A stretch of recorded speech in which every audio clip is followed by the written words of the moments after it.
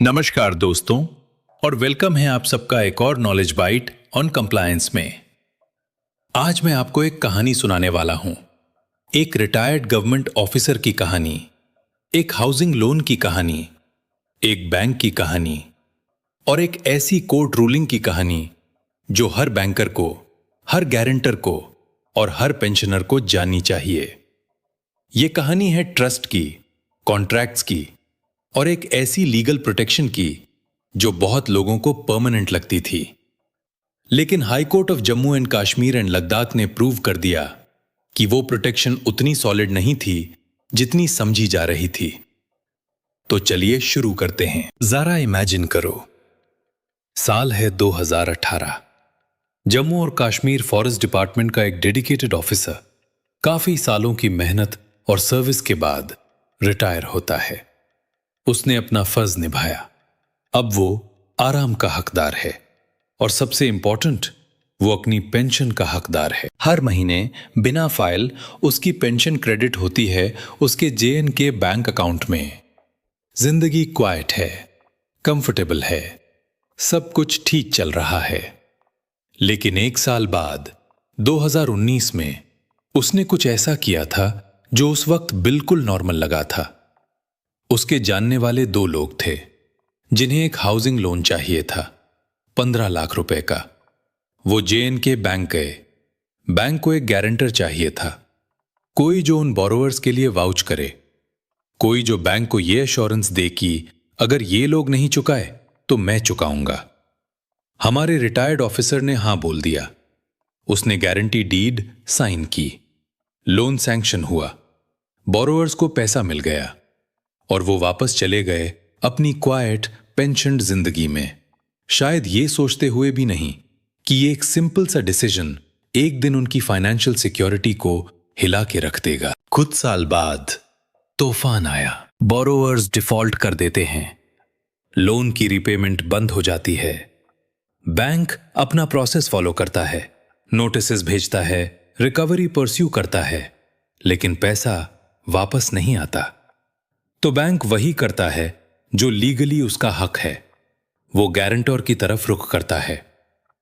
एक दिन बिना किसी प्रायर वार्निंग के, बिना किसी नोटिस के, बिना एक फोन कॉल के भी हमारे रिटायर्ड ऑफिसर ने अपना पेंशन अकाउंट देखा और पाया कि 4,64,900 डिडक्ट हो चुके हैं, गॉन।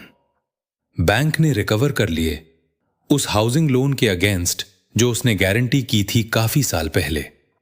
जरा सोचो, कितना बड़ा शॉक रहा होगा, कितना डिसबिलीफ रहा होगा। ये उसकी पेंशन थी, उसकी पूरी जिंदगी की कमाई, रिटायरमेंट में इनकम का एक मात्र जरिया।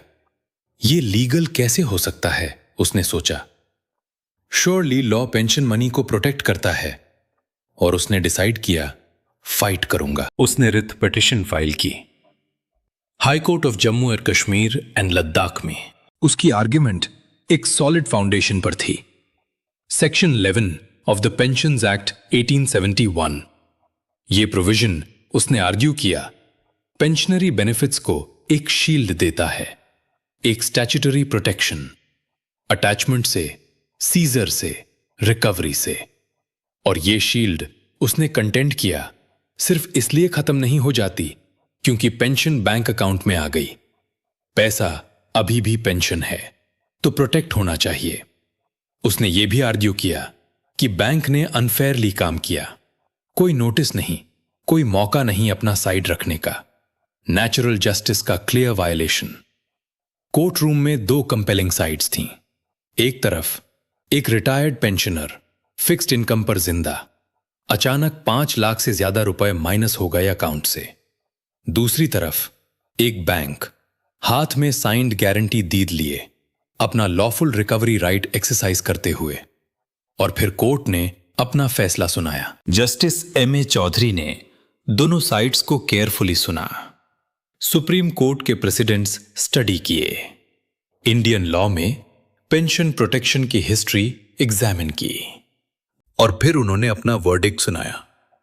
Section 11 of the pensions act के अंडर प्रोटेक्शन कोर्ट ने होल्ड किया परमानेंट नहीं है, एब्सोल्यूट नहीं है, ये सिर्फ पेमेंट के पॉइंट तक अप्लाई होती है। जिस मोमेंट पेंशन बैंक अकाउंट में क्रेडिट होती है, समझो कि मिल गई। पेंशनर को लॉ की नजर में पैसा मिल चुका है। और जब यह हो जाता है, स्टैट्यूटरी शील्ड गायब हो जाती है। पेंशन एक ऑर्डिनरी डिपॉजिट बन जाती है, बिल्कुल किसी भी दूसरे अकाउंट में रखे किसी भी दूसरे पैसा की तरह। कोर्ट ने क्लियरली कहा, once the pensionary amount is credited to the account of the pensioner, it is deemed to have been received by him and thereafter loses the statutory protection under Section 11 of the Pensions Act. Retired officer की primary argument वहां ही खत्म हो गई, लेकिन court यहां नहीं रुकी। उसने डीपर इश्यू एड्रेस किया, गारंटी डीड। ये वो हार्डर ट्रुथ है जो ये रूलिंग सामने लाती है। जब आप वॉलंटरली एक गारंटी डीड साइन करते हो, आप कोई फेवर नहीं कर रहे, आप एक लीगली बाइंडिंग कॉन्ट्रैक्ट में एंटर कर रहे हो। आप बैंक को बोल रहे हो, अगर वो नहीं चुकाएंगे तो मैं चुकाऊंगा। ये प्रॉमिस एक्सेप्शंस के साथ नहीं आता। इसमें यह नहीं लिखा जब तक रिकवरी मेरी पेंशन अकाउंट से ना हो। इसमें यह नहीं लिखा जब तक मैं रिटायर्ड ना हो जाऊं। इसमें यह नहीं लिखा जब तक मुझे उनके डिफॉल्ट की उम्मीद ना हो। लॉ बिल्कुल क्लियर है। एक गारंटर की लायबिलिटी को एक्सटेंसिव होती है प्रिंसिपल बोरोअर के साथ। जिस मोमेंट बोरोअर डिफॉल्ट करता है, गारंटर उनकी जगह आ जाता है, पूरी तरह से, कंप्लीटली, बिना किसी एस्केप के। कोर्ट ने साफ कहा, the liability of a guarantor is coextensive with that of the principal borrower and upon default the bank is well within its rights to recover the dues from the guarantor in terms of the deed of guarantee. और अगर merits पर हारना काफी नहीं था, court ने यह भी रूल किया कि रिट पिटीशन पहले से ही फाइल ही नहीं होनी चाहिए थी। क्यों? क्योंकि पूरा डिस्प्यूट, लोन, गारंटी, रिकवरी एक प्राइवेट कॉन्ट्रैक्ट से अराइज हुआ था। कोई पब्लिक लॉ एंगल नहीं था, कोई स्टैट्यूटरी वायोलेशन नहीं था, कोई गवर्नमेंट एक्शन नहीं था चैलेंज करने के लिए। आर्टिकल 226 के अंडर रिट ज्यूरिसडिक्शन एग्जिस्ट करता है सिटीजन्स को आर्बिट्ररी स्टेट एक्शन से प्रोटेक्ट करने के लिए, प्राइवेट कॉन्ट्रैक्चुअल ऑब्लिगेशंस को अंडू करने के लिए नहीं। पिटीशन डिसमिस हो गई कंप्लीटली, दोनों ग्राउंड्स पर। तो ये कहानी हमें क्या बता रही है? 3 चीजें बिल्कुल साफ। पहली बात, बैंक अकाउंट में आ गई पेंशन अनटचेबल नहीं होती। जिस मोमेंट क्रेडिट होती है, प्रोटेक्शन खत्म। बैंक्स लेजिटिमेट ड्यूज रिकवर कर सकते हैं इससे, बिल्कुल किसी भी ऑर्डिनरी डिपॉजिट की तरह। दूसरी बात, गारंटी डीड कोई फॉर्मेलिटी नहीं होती। यह एक सॉलम लीगल कमिटमेंट है। कोई भी, चाहे कस्टमर हो, दोस्त हो या फैमिली मेंबर, साइन करने से पहले यह समझ ले कि उनकी पूरी फाइनेंशियल लाइफ पेंशन समेत दांव पर लग सकती है। तीसरी बात, कॉन्ट्रैक्चुअल डिस्प्यूट्स सिविल कोर्ट्स में जाते हैं। रिट पिटिशंस कॉन्ट्रैक्चुअल लायबिलिटी से बचने का शॉर्टकट नहीं है, चाहे दूसरी पार्टी बैंक ही क्यों ना हो। हमारे रिटायर्ड ऑफिसर उस कोर्ट रूम में यह सोच के गए थे कि लॉ उनके साथ है। कुछ हद तक उनके लिए बुरा लगता है। उन्होंने गुड फेथ में काम किया, लोगों पर ट्रस्ट किया, एक पेपर साइन किया, शायद पूरी तरह समझे बिना कि इसका मतलब क्या है। लेकिन लॉ इंटेंशंस पर नहीं चलता, वो कॉन्ट्रैक्ट्स पर चलता है, ऑब्लिगेशंस पर, उन कमिटमेंट्स पर जो की गई थीं और पूरी नहीं हुई।